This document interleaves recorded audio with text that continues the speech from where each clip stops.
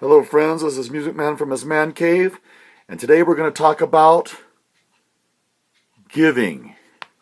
Oh, giving, yeah. Important part of a financial plan, even going into retirement. You got to give. Let's talk about it right now.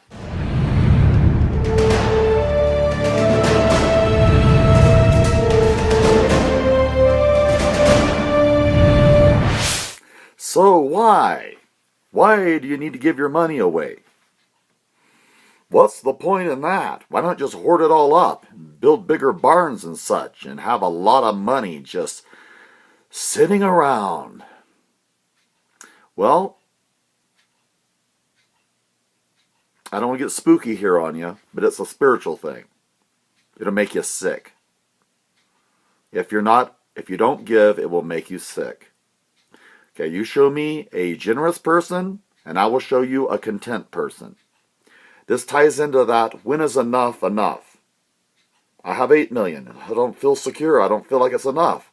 I have 12 million. I don't feel good. What if something really bad happens? What if the economy crashes? I have 15 million. What if there's a zombie apocalypse? Oh, when am I going to have enough? If you're a generous, giving person, you will not have a problem with what's called gratitude. Generous people are people that are gracious. Generous people are people that are content. So you need to find a way to give away a certain portion of your money. My wife and I, we give away 27% right now. I would like to up it to 30. By the time I'm retiring, I'd like to be giving 50% away. My wife and I, we arm wrestle on this one. I'd like to give it all away personally. Now, why do I want to give my money away? It's actually more satisfying than just buying things for yourself. It's the truth. It's more satisfying to give your money away than to buy things for yourself. Well, then who can you trust? Who do you give it to? That's the tough part. That's the hard part. Who do you give that money to? Who do you trust? Well, I wouldn't give it to someone that mismanages money. And some people ask me, why don't you give money to me? Well, because I just joke around with them, but the honest truth is I've watched them and I watch how they use money, and therefore they don't pass the test. People that buy brand new cars, I will not give them my money. People that do drugs, I will not give them my money. Alcoholics, I will not give a drunk a drink. I will not give them my money. Spoiled, entitled, selfish brats, I don't want to give them any of my money. People that complain that the Ferrari came yesterday, but it's the wrong color. No, I don't want to give them any money. So who? Well, why do you think Bill Gates and George Lucas gave billions of dollars of money away? Why are they giving so much money away? Well, they give it to things that they believe in and causes that they believe will help make the world a better place. And that's what I give to. First of all, I give 10% of the church. I would give more. Just to my local church, I give 10%. I would give more, but I don't. You can watch right here on my videos my belief about tithing. I don't believe in the tithe. I believe in giving, but I don't believe in the tithe thing. But I signed a contract becoming a member of my church that I would give 10%. Is what tithe means, is 10%. So I give that. That's to keep the lights on. That's to pay the pastor his salary. That's so the pastor can buy himself a brand new truck or a brand new car, those things. And then after that, I don't buy it for fire insurance. Some people might, but I do not buy it for fire insurance. Then the other 17% I give to different missionaries and charities that I believe in. And I'm not going to go into all that here, but I give 17% to missionaries, people that go around the world and build houses, make clean drinking water, do those things. I give a lot more to that. I give almost double to that than I give to my local church. And that's by design and by choice. And also, I like to be generous to people that don't see it coming, and I pay attention.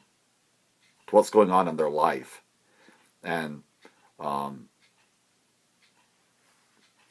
give them a surprise, you know.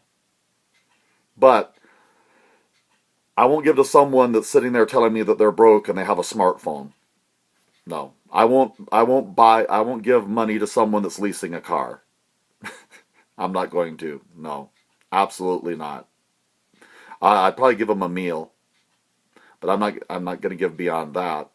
What else? Someone that's living in a better house than me, in a better neighborhood than me, but says they're stinking broke.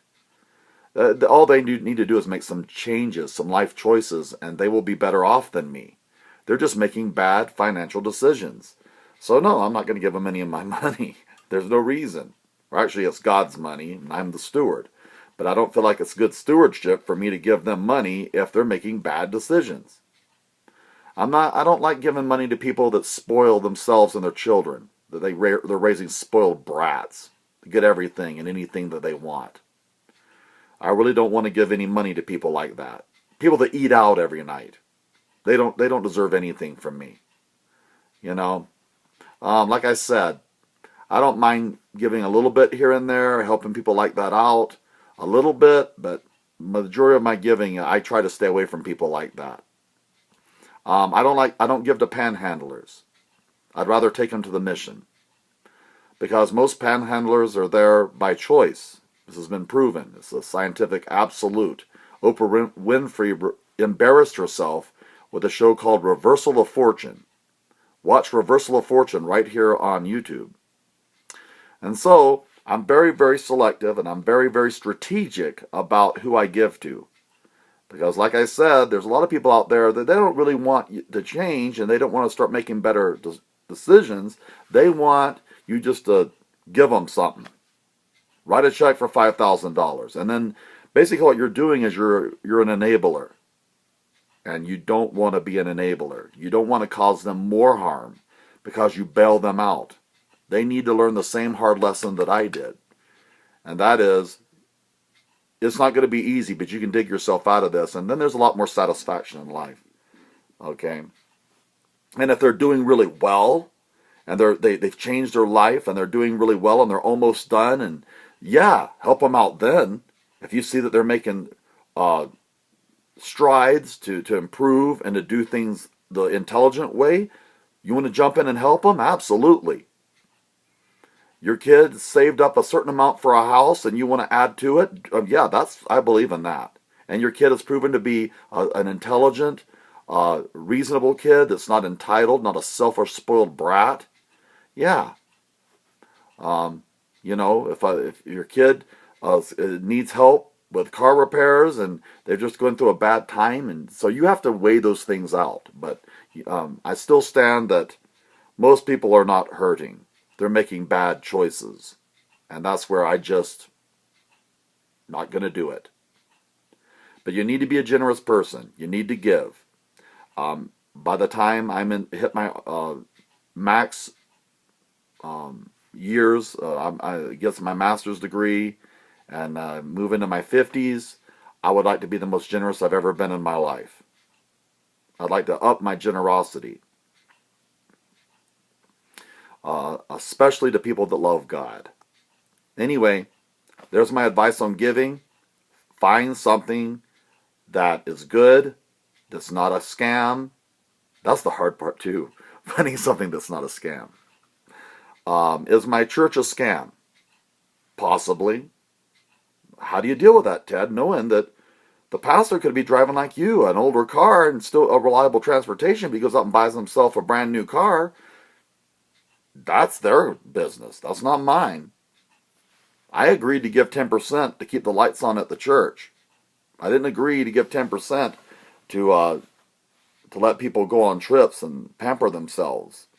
That wasn't what the money is for. They're accountable for that, not me. So, be generous, and you'll be a much happier person. It feeds your spirit.